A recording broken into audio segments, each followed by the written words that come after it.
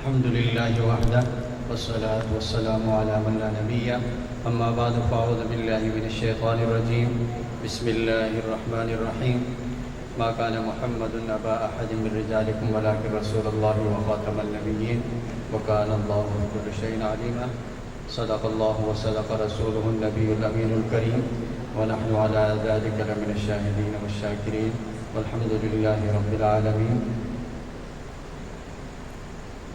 آج آپ حضرات کے سامنے پہلی دفعہ کچھ کہنے کی جسارت ہو رہی ہے۔ دعا کریں کہ اللہ رب العزت مجھے جو کچھ کہوں اس میں اپنی رضا نصیب فرمائے اور اس کو اپنی بارگاہ میں قبول فرمائے۔ میں جب سے یہاں اسٹیج پہ آیا ہوں میں آپ حضرات کی خاموشی دیکھ کے مجھے تھوڑا سا عجیب بھی لگا۔ ہم چونکہ پہاڑی لوگ ہیں اور ہم لوگوں کو اسی انداز میں دیکھتے ہیں جس طرح ہم اپنے علاقوں میں دیکھتے ہیں۔ ہمارے یہاں چھوٹی مسجد میں بھی 2-4 لوگ ہوں گے تو وہ آپ کو بیدار ملیں گے۔ یہاں اتنا بڑا مجمع ہے لیکن کہیں سے کوئی آواز نہیں آ رہی ہے۔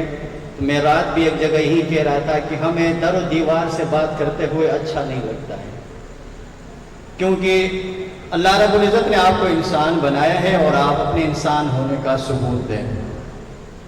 رسول اللہ صلی اللہ علیہ وسلم کی شان میں کسی شاعر نے بہت خوبصورت انداز میں خراج تحسین پیش کرتے ہوئے یوں گویا ہوئے کہ تفسیر کبریا کا عنوان بولتا ہے، تفسیر کبریا کا عنوان بولتا ہے، لہجے میں مصطفیٰ کے قرآن بولتا ہے۔ تفسیر کبریا کا عنوان بولتا ہے، لہجے میں مصطفیٰ کے قرآن بولتا ہے، اور یہ عظمت بشر ہے، سدرا کے راستے پر خاموش ہے فرشتے انسان بولتا ہے۔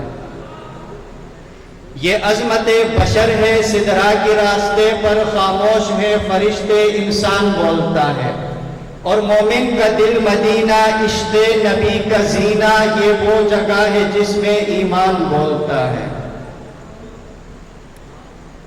اور انگلی اٹھی ہے جب بھی اصحاب مصطفیٰ پر، انگلی اٹھی ہے جب بھی اصحاب مصطفیٰ پر، خاموش ہے پیغمبر رحمان بولتا ہے۔